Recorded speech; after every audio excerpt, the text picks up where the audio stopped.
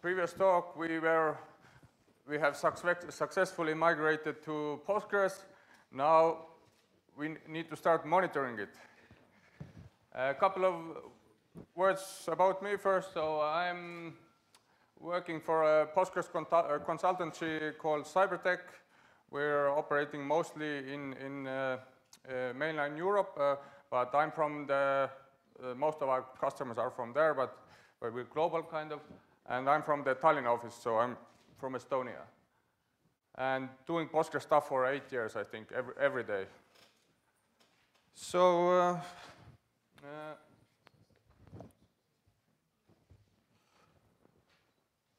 first, when we talk about monitoring, one can do it on many levels, of course. So I will start from ground up. So it's kind of like a beginner talk. If you're like a Postgres veteran, it will be probably a bit boring, but I assume that there are a lot of like new people to Postgres.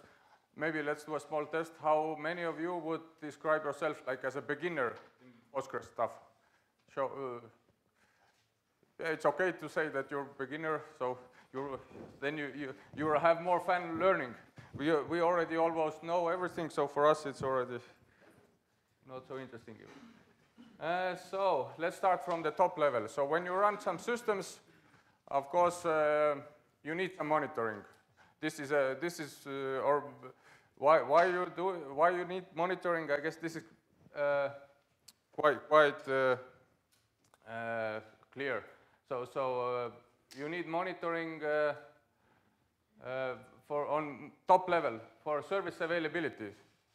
So it's not really good if your customers call you, okay, your system is down. So you should be nowadays try to be more proactive.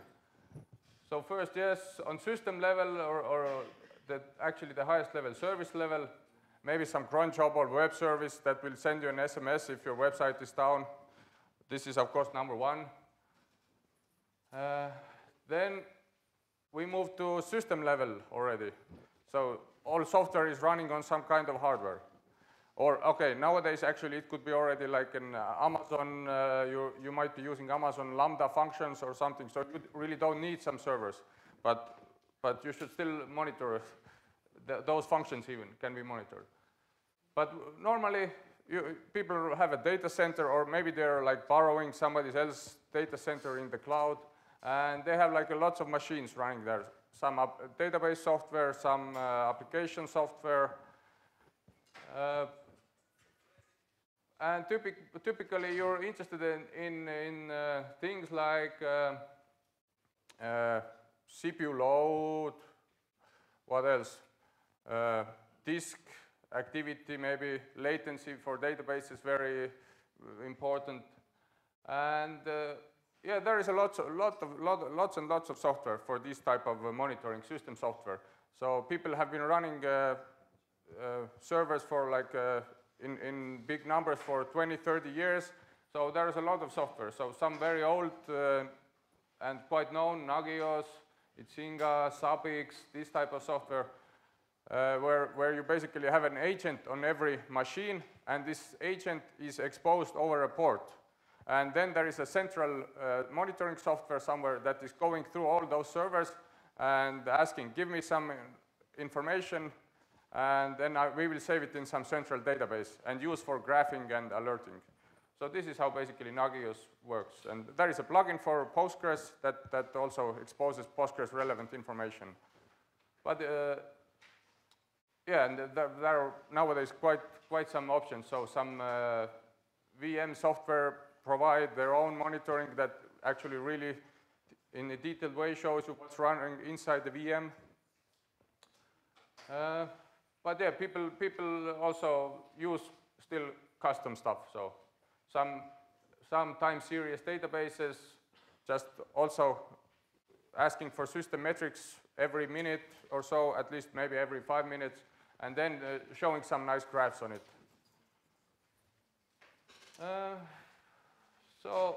But about first, I would like to really emphasize the importance of understanding what you're monitoring. So you can monitor a lot of information. You can buy in a very expensive system, monitoring system, but in the end, do you really know when something happens 2 o'clock in the night, and it shows you some memory, residential memory, out of memory? Do you really know what is this parameter? So the first step, even when doing simple system monitoring, is to really familiarize yourself with these metrics that you're monitoring. So CPU load, everybody's talking always about CPU load, but let's say we have a powerful server, Postgres database server, 48 cores, and we have a load of 20. Is this like already, could be this problem, is it problematic for the server? Load 20, what does it mean? Do you know?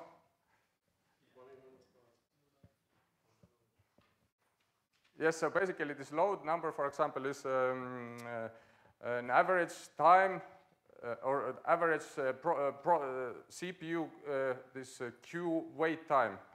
So if you have 40 cores and this load is 20, this means that it's totally irrelevant. So simple things like that. So there are lots of memory types in Linux at least, and then one should kind of know what do they mean. But now we arrive at Postgres land. Yeah. So this Postgres land is quite big in that sense that Postgres project itself, when it comes to monitoring, it doesn't offer you so much also. So it has the building blocks basically everywhere, some logging, some internal views, but in the end you need to put the pieces together to really effectively monitor. So and let's now go through these different building blocks that Postgres is providing us. So database logs, the simplest level in that sense that you don't have to do nothing. When you start up a Postgres server, you already get logging for errors and warnings, but not too much. So if your queries are correct, but slow, you don't see it in the logs. You need to configure a parameter for that, where you can say set your threshold, and leaving that aside, so what should you do with those logs? Well, a very typical simple approach is just to, so it's not a good idea normally to leave the logs at the server, because if the server was really overloaded and totally crashes, or the disk was having some problems and it really just crashes, you lose your data on the disks. So you cannot analyze what happened actually. So you should normally move those logs in a central position somewhere and do some maybe log aggregation, maybe some statistics over many servers if you have many. And yeah, some cron job using rsync over some network, or in Linux land you can use syslog. So syslog can be configured in many ways to send the data to different sources over the network maybe. And for Postgres actually there is also Redis log. So you can also send, normally writing to the disk, it's still, if you're doing a lot of operations and you want to track all those operations, insert updates, so it can be disk intensive. So with the Redis log, for example, you can install this extension, and then you're not writing anything to disk, for example. You're sending it directly to this, let's say, in-memory key-value database, Redis log. And then you can take it and move it somewhere else. So this means that you're not causing any load on this database server itself. And then, yes, so if we have the logs, we should do some parsing, some alerting, or at least if something happens, somebody is complaining that log is, or that the website is slow, we can go in and then see some nice graphs. And of course, so here definitely we need to mention pgBadger. So this is the #1 monitoring tool for Postgres, or for log analyzing.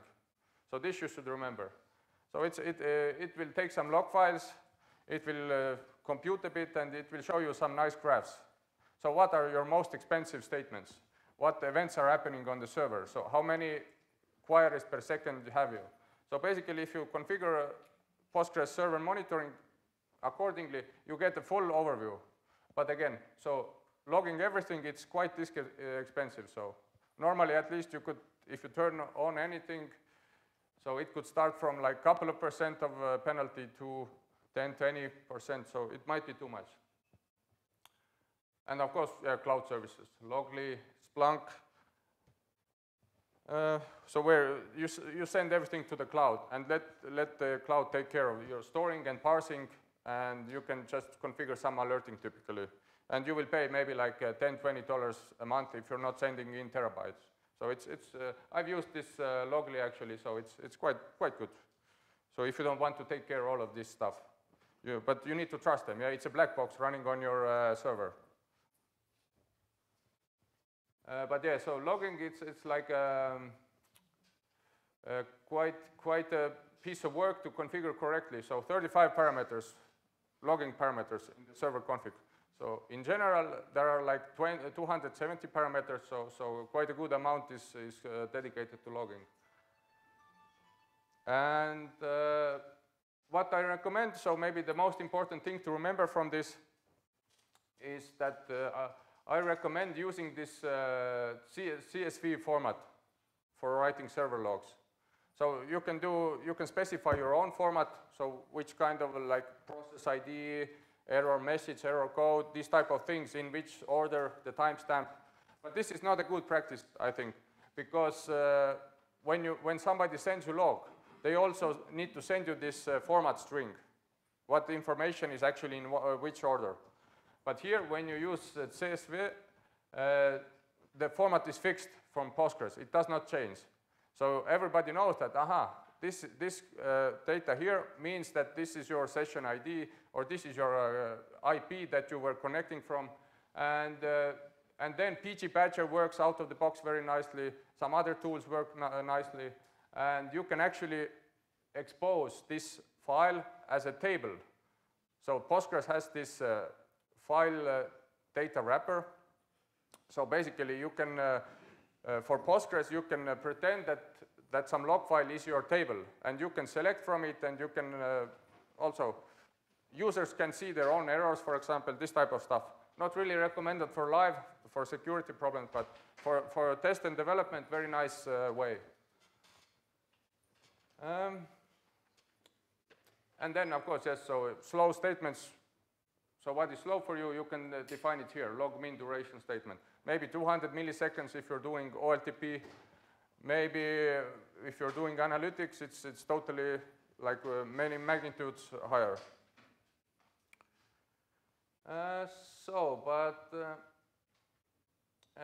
And I did not mention also, if you have questions, of course, so just try to ask them somehow so we can be more interactive.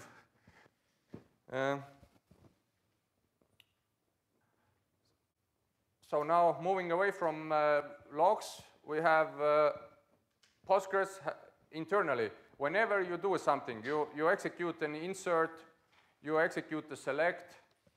Postgres actually knows that.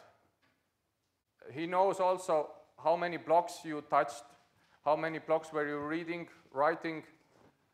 So did you take any logs when you access some resource, some table, some column, row? Postgres always takes logs actually internally. So so logs are needed to ensure that data stays, or our view of the data stays correct when two people change or read data simultaneously. So in the end, somebody needs to wait, yes, if two people cannot change the same data at the same time. So all this type of information, so what kind of people are currently connected to the database. So Postgres knows everything. Yeah, not everything, but at least, so you can turn this on and off, of course, so you can configure, there are some parameters. And by default, not all of them are enabled. So this is a bit sad, actually, because, for example, the timing, there is this pgTrack timing parameter, and it's not enabled. So there could be a big select statement returning 1 million rows. But it could be still very fast if the rows are coming from this Postgres internal cache, the shared buffers. So it's just seeing that you were reading 1,000 blocks. it's not perfect yet. You really need some, in the end, you need some milliseconds information that this query is slow.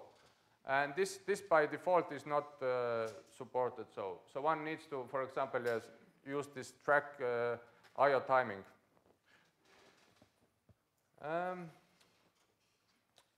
And in general, so we have this two type of views. So all this statistics information, the internal metrics, so to say, so about the database activities and state. So there are two types of views. So pgstat activity, for example, this is a point-in-time view. So if you do a select from this view, you will get information about the other users connected or running some queries exactly on the same moment. This also means that if you want to really monitor who is running which queries or who is connected to your database, you need to select those statistics views very often. So maybe once a second. So this could, of course, cause like a considerable overhead. So, but there is no better solutions currently. So unless you write an extension that, of course, registers all those activities when they start and end. So this is, of course, an option always. With Postgres, open source database, you need to be able to write some C code. Not really fun nowadays, I guess, but yeah, it is possible. And then we have cumulative views. So what does it mean, cumulative? So if you do one insert on a table, so this insert counter is incremented by 1. If you do 10, incremented by 10, and this number 11, total number 11, stays there until the server crashes. Then you lose statistics, or until you call out manually select pg reset statistics. So there are a couple of versions of this function. So selective statistics reset are possible. So per table, per database. So and then what is the problem with this cumulative views? So if you have for one table, you can see that on this table there were done 1 million updates. So you don't know actually, when did it happen? Did it happen over the past year, or did it happen yesterday? So actually, whenever you rely on those cumulative views, you have two options. So you should reset the statistics every night, for example. So then you know that, okay, it must be today because I reset them every day. Or you need to select this information and save somewhere in an external database. And then you can, with some more complex queries, you can calculate the difference between the last snapshot, kind of. Yeah? And then, of course, you don't need to reset.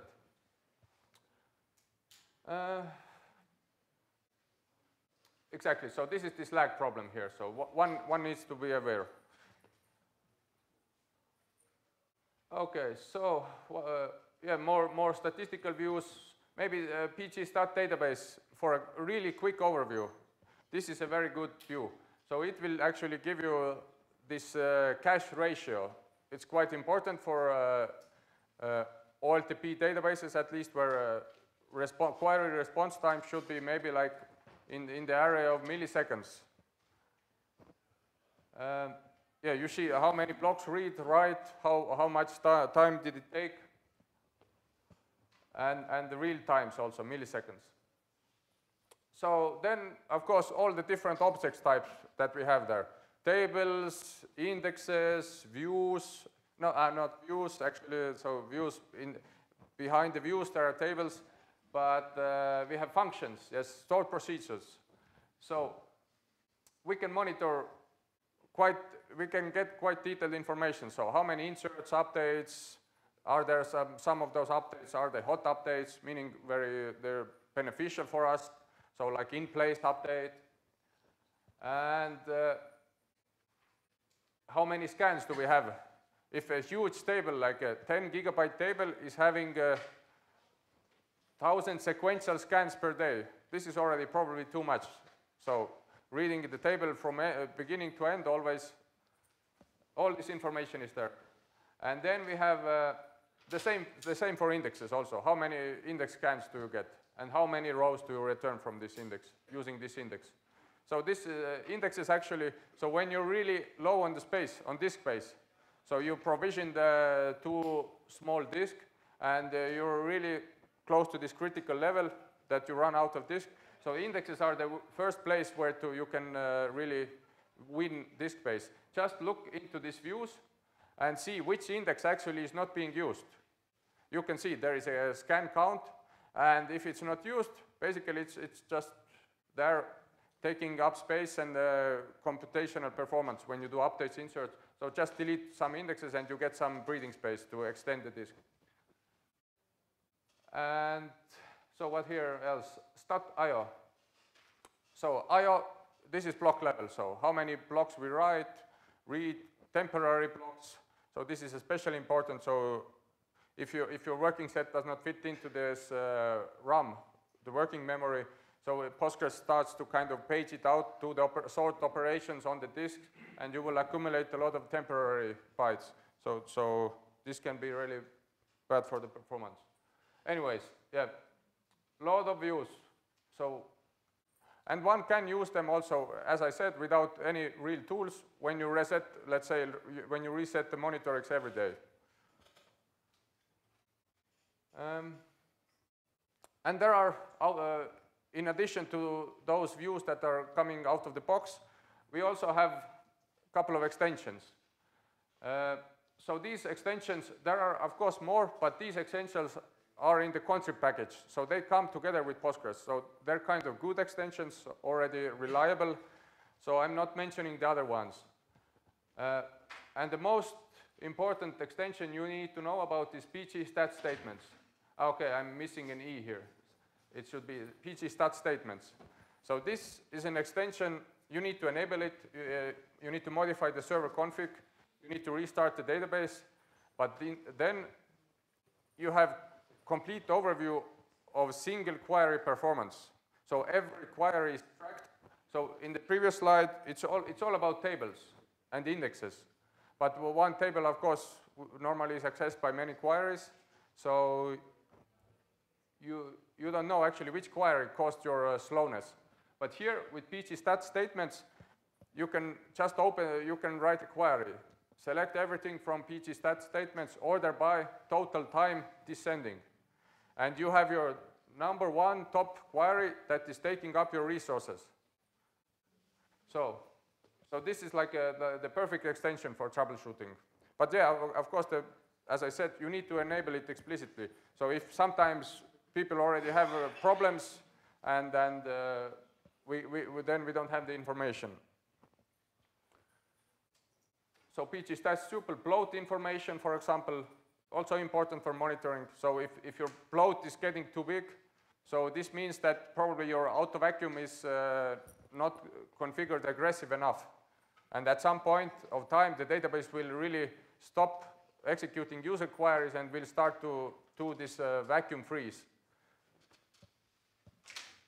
So when not really catching up with this workload, of course, for like many months.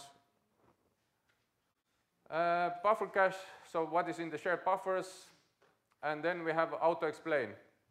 Auto-explain is actually enables you to set a threshold, so when my query is slower than 1 second, I can lock this execution plan in the server log. So it's a very nice feature when you start to get problems. So sometimes queries are slow, sometimes they are fast, sometimes slow, the same query. And in general, the server load is not changing too much, so then you should enable this extension. And then you see exactly what type of part of the plan is changing. So this was the theory, what is Postgres providing us. But now, how do normally people do their monitoring? Well, we visit quite a lot of customers, so actually, mostly, I need to say that they're not doing any proactive, let's say, collection or aggregation, and they just use server logs mostly. And this is kind of fine if you ship them somewhere centrally where you can parse them when the need comes. So then maybe already 20% of people are using this active reading out of these internal metrics and storing them somewhere so that they can be graphed on later or really to show you where your time is being spent. And then, of course, we have the last 10–15% of people actually who take this Postgres internal data and they try to set some thresholds, error thresholds, warning thresholds, or do maybe some really already advanced stuff like trying to predict if we grow or if we get the same amount of activities, in which time will our disk run out of space. So yes, sadly, only like 10–15% of people are doing this, but I think this number should be a bit bigger. But yeah, it's kind of complex, hard stuff. You need to know about Postgres internals a bit. So there is another way. Another way is, of course, to use some kind of cloud service already. There are lots of service providers, and generally this could be the concept of monitoring everything that your application is doing, including the database. This is called this application performance monitoring, I think, APM. And there are lots of frameworks for that. I think most famous software is AppDynamics, and then New Relic, and then Datadog. Is somebody using them? Yeah, so around 5 people using those products. So they are good products, actually. They provide you also a nice dashboard, and if you have many components in your application, you have your website, and then you have your database. So basically, they provide like an overarching view, how much time spent in application, in database. So it is kind of nice. So there's always some but. Yes, it's quite heavy lock-in if you use those products. So and also you need some trust, because again, for the database part, normally you run a black box on your server. So if this is a high security setup, it's probably not an option. Yeah, sending something in the cloud just from your machine, you kind of don't know what's in there. So I've used this Datadog myself. Actually, it's quite good, quite fast, even if it's in the cloud. So now let's talk about tooling. So there is a web page in the Postgres wiki for tooling. So it's mostly open source tooling, and there is no shortage of tools. There are like a couple of dozen tools listed there, and this list is a bit outdated, I think. So not everything is there, and there are some different tools by different sections. So the sections, maybe most importantly, are there are tools for ad hoc requirements. So what does this ad hoc mean here? So it means that your let's say server load is high, people are complaining, and you log on to this database machine as a DBA, and you start some of those scripts. They're usually like Python scripts, simple stuff, and they will show exactly what is running on your database right now. What queries, are they locking somebody, are they, how much resources are they using, how many megabytes are they reading, writing. They will give you quite a detailed picture. And then it's again this continuous monitoring. This means using these accumulative views, periodically asking those statistics and storing them, and then making some conclusions based on this information. So about ad hoc tools. So now pgAdmin 4. That pgAdmin is the kind of de facto monitoring tool for Postgres, or not monitoring, but the query tool, just to work with the data. And actually, when you just open the tool now, it also provides you some this cache ratio and how many blocks being written. So it's kind of nice. Being refreshed every second, of course, so there is some load to the database, of course. But what I use mostly is pg activity, pg_activity. So it's a nice view, what query is running, is it blocking somebody, how long is it running? You can kill the query from right inside the tool. Some Python script, so it's easy to install. Via this sudo pip install pg activity. And the same with pgview. But it provides more system level information about Postgres processes also. What is AutoVacuum doing? What is checkpointer doing? How many megabytes are they writing per second, reading per second? How many CPU? Is it spent on user land or in kernel calls? So this pgview is quite detailed information in that field. Then we have pgcenter. So this is very complex already, like information, all the internal views that we talked about previously are supported kind of. You can order by most active views, tables, queries. So you can open a pSQL session directly from the tool. So it's quite complex piece of software. So, but it's a bit it's written in C. So if you want to change it something there, it's a bit complex already, I think. So I try to stick with these Python scripts. And there is also pgHero. And pgHero is actually, it is the, one question. Yeah, it's a console-based GUI, yes. So it's not a real GUI, but. Yeah. And then there is pgHero. So pgHero is the most popular Postgres monitoring tool, according to GitHub. So it's like 3,000 stars or something. And it provides you like a small website, couple of pages there. So it's a Docker container also. You start it up, you point it to a database, and it will do basic health checks. So do you have some, do you have a bloat problem? Do you have some broken indexes? This type of stuff. And if all is green, perfect.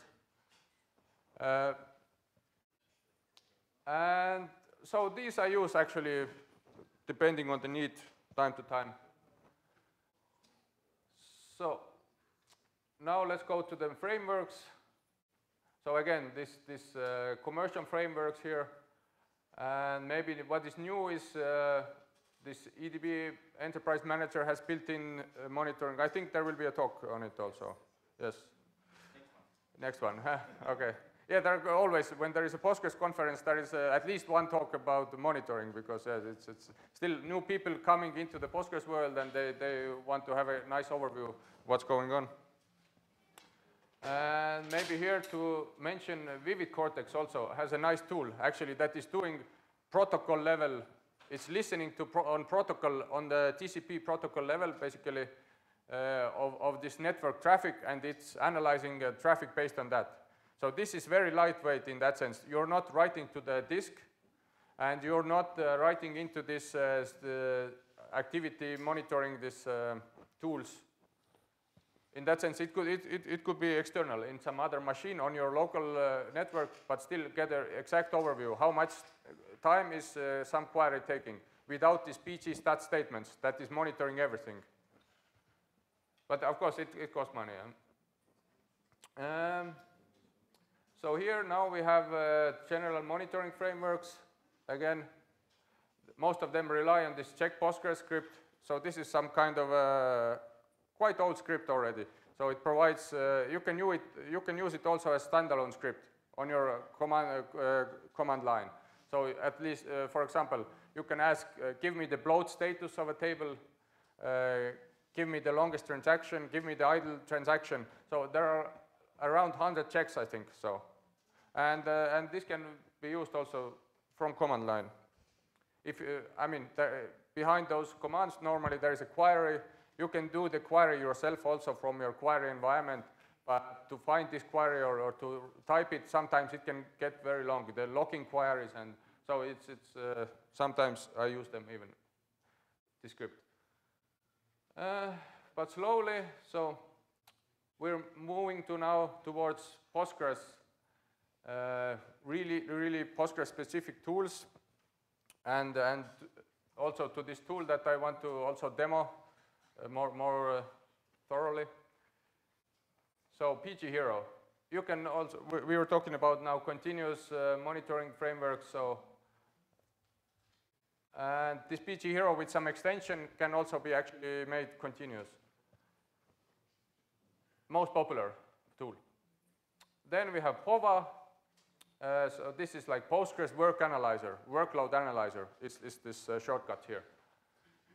And of these continuous monitoring frameworks, there are, again, two solutions. So some people or some solutions use an extension.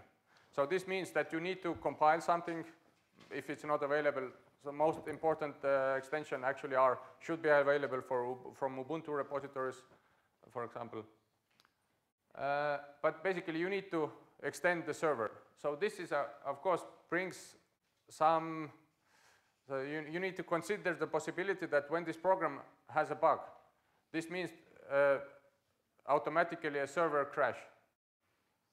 So even if it's a non-critical bug, let's say.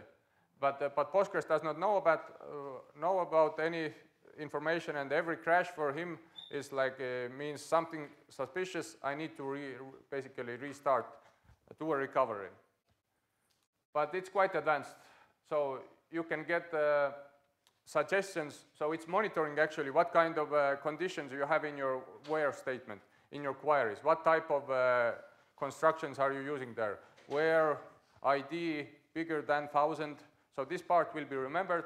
And if the tool sees that there is no index on this filter condition, actually it can suggest you to install this index there. So quite advanced stuff. And pgstat kcache. So this is it's tracking the operating system also. So when you read from when you read a file, so the file can actually come from the Linux file system buffer also. Instead, in addition to Postgres buffer, there is this Linux file system buffer. And then if a file comes from that, actually Postgres still thinks that it comes from the disk. But actually it is not, it's coming from this Linux cache. So this tool helps to track this. So you can really get really good this cache ratio infos. So then we have pgObserver also, so client-side tool. So the second approach is never to use some extensions. It is just to query the server, those statistical views that we have in there. And this is the safest way.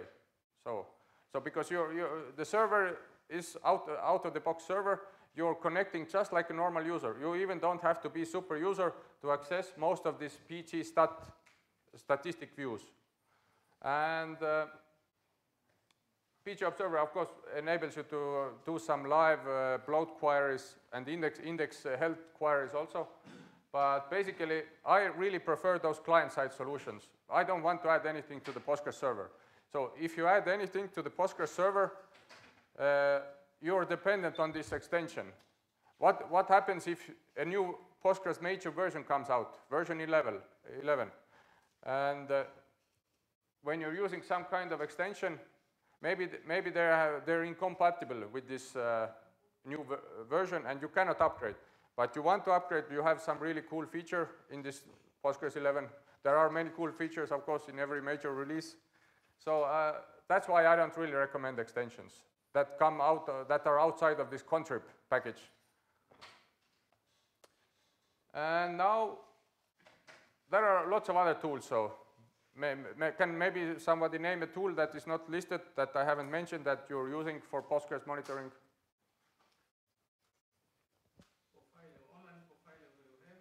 Online profile, no, I haven't not heard even. This is Postgres specific or? Postgres. Okay. Like the online profiler of SQL. Ah, so, oh. No, I know that there is for SQL, Microsoft SQL Server, there is like a profile. Server has a nice profile. Yes, exactly, but I didn't know that there is something similar for Postgres. I have a question. Yes. How do you decide which monitor tool you need? Yes, this is indeed a good question. How to decide what is the best tool for you? But I'm talking in the level of between, like in the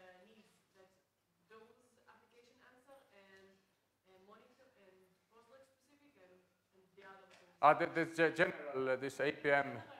Yes, this is exactly depending on your infrastructure or your company, let's say. If you're in a big company with lots of servers, you probably might benefit from this general APM frameworks, where there you have a lot of application and you get some nice statistics.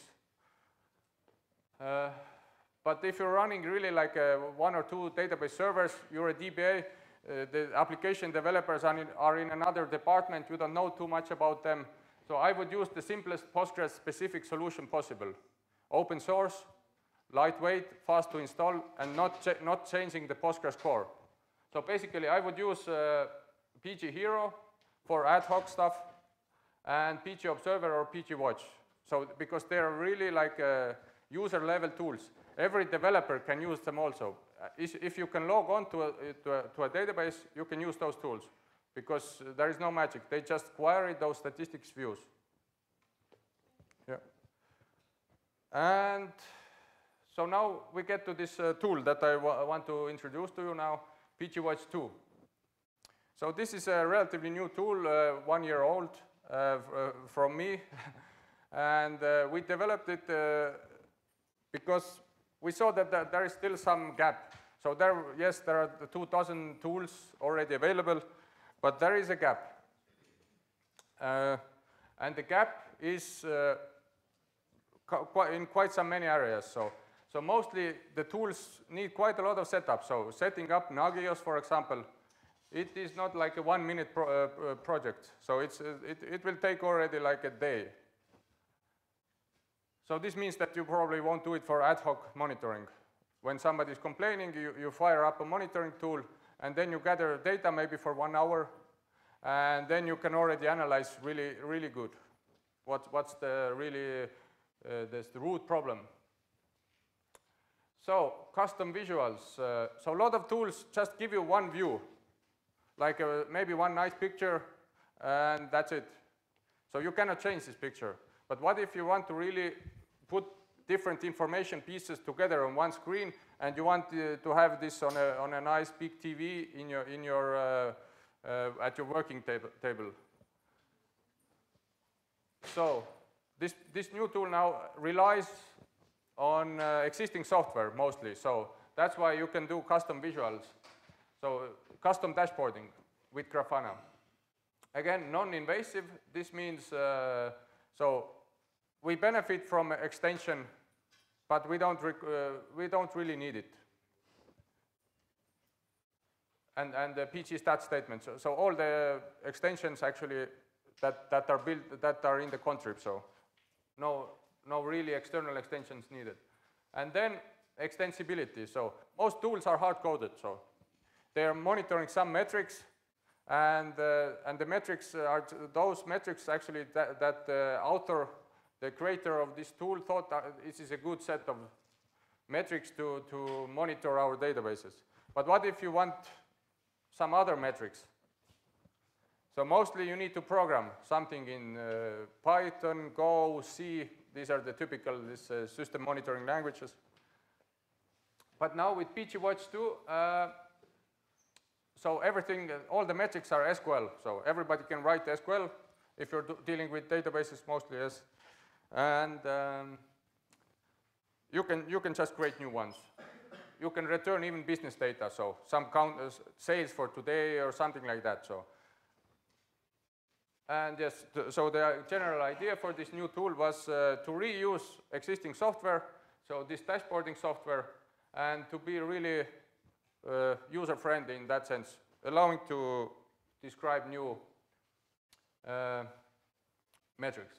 So what is in the box? So basically, this is by default, everything is in Docker. So you just run the container, the software, all the software is in there, and you just need to specify a connection string to your database. So the host name, username, password, and the database to monitor, and you're ready. So so maybe this, let's look at this picture. So it's better to. So this shows what is inside this pgwatch Docker image. First, you can run all of this actually separately also. You don't have to use Docker. How much people use Docker or know at least what is Docker about? So like maybe a bit more than half of the people. So yeah, Docker is like just some code basically. All the required code components in one like a box that you can run on every machine, and you don't have to install any extra software on that box. So it's already the software is in that box in this concrete version, and it makes it really easy to start. To start some complex software. So it's pre-configured in the box. Excuse me? Yeah. So I would just say install the Docker framework on my Linux machine and then install this image? Exactly. You just download the image. You say docker pull pgwatch2, Cybertec / pgwatch2, and then it takes some time. It's like 900 megabytes. And then you say docker start. And then basically, you get like a web page where you can insert the connect string, and there is another web page where you can see the metrics already. And that's it. You don't need to care about anything else. So basically, what's happening in the box? So we have first, of course, some Postgres databases. Then we have somebody needs to set up this environment. So we have an administration normally, yeah? Like a DBA. So you configure, there is a web page saying, okay, these databases we want to monitor with this user. So you enter this connection string. So the configuration is stored also in a Postgres database. So in the box there is a small Postgres database also. Then now when we have some databases to be monitored, so this metrics collector sees that. He's always checking with this configuration database. And so he takes this connection data and takes the metrics. So here are these SQLs that we consider metrics, so that we could define ourselves. So we take those metrics, and then we execute those simple queries on the database. So we get some metric information. So at this time, this table was called maybe or had 10,000 sequential scans. So this information then we store in this time series database called InfluxDB. So anybody already aware of InfluxDB, using it? At least 5 people. So InfluxDB is currently the most popular time series database. So it's a very specialized database. And the product is quite new also, maybe a couple of years on the market, but it received some good welcoming and a lot of also venture capitalist money, so they're building it quite nicely. And it's very fast and very compact. It compresses the data. Where does the data from InfluxDB go? It stays there until you use this Grafana to read it. Yeah, there is an arrow missing. Okay. So basically, this is the system. The only thing what to notice here is to enhance these metrics, to provide more metrics, one should use this PL Python programming language on the Postgres server to get the CPU load. Of course, if you also have some other tools or you're running on Amazon Cloud, you can get the CPU information also from other sources. So you can blend it in also in other ways. But this would be the easiest way. So here are the features again. So yeah, there is security, everything in the box. So you can say who can access it. You have Google integration, you have OAuth integration. So it's ready for Kubernetes, OpenStack. So this means that there is a non-root image. And there is support for AWS CloudWatch. So if you're running this managed RDS service, there is a dashboard also for that. There is support for PG Bouncer, for change detection. So this is kind of cool. So only one software I know of has this similar feature for Postgres. So if something changes, you see it on the timeline. Some new table, some new function, some column is changed, deleted. All this these DDL events. And it's extensible also with the time series alerting. So this InfluxDB actually is a product of a tick stack.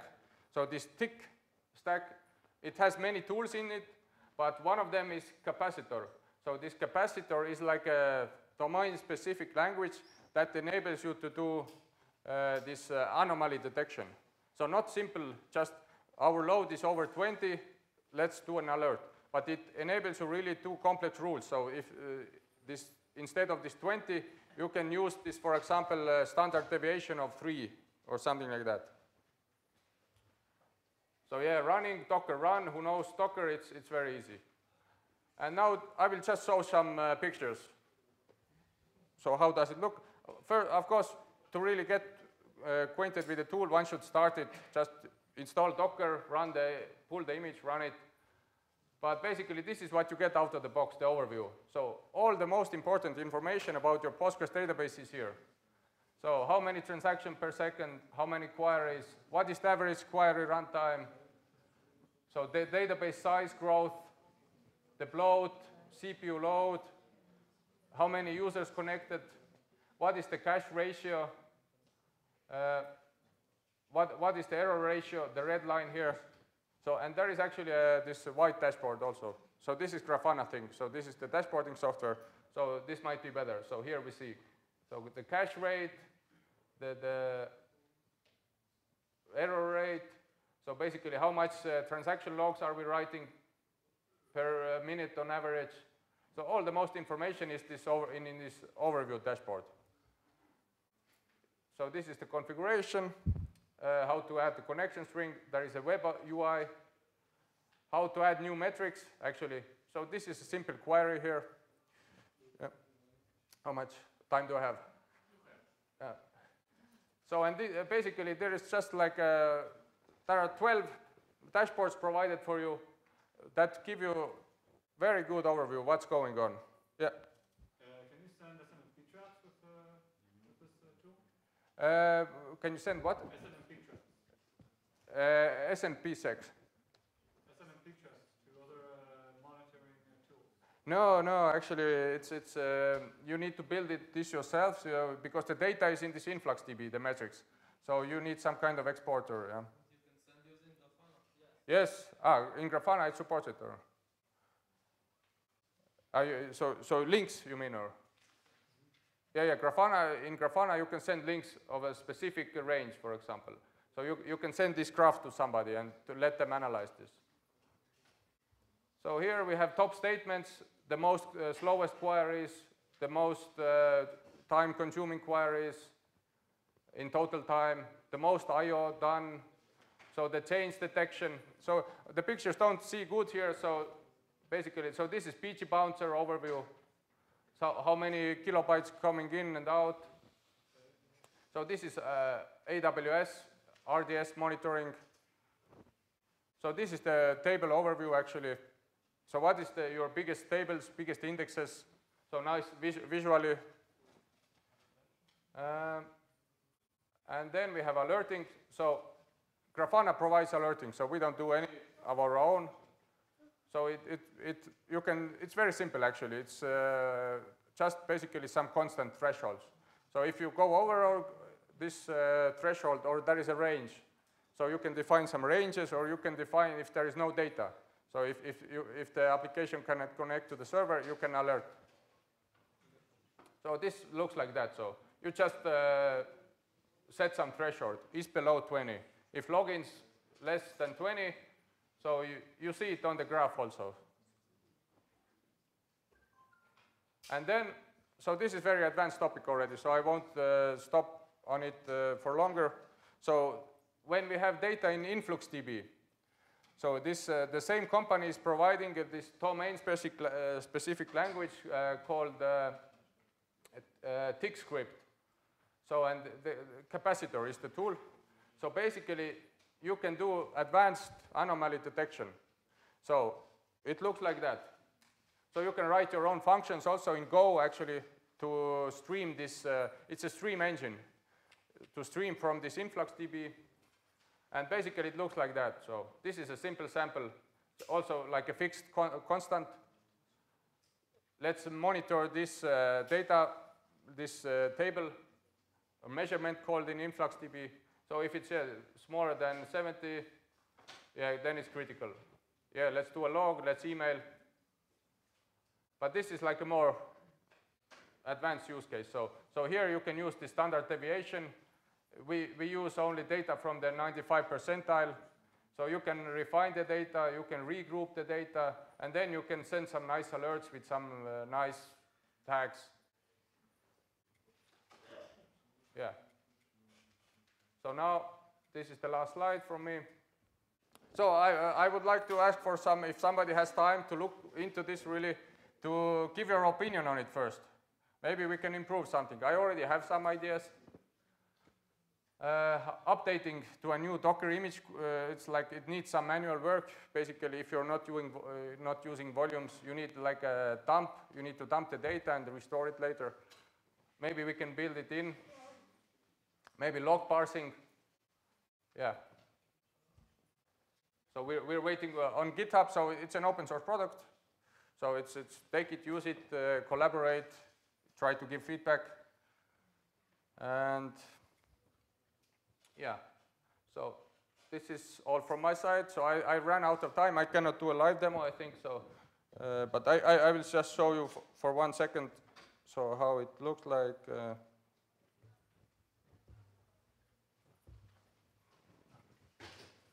So this is the live view. So basically you have all those overviews. For example, all the slowest statements.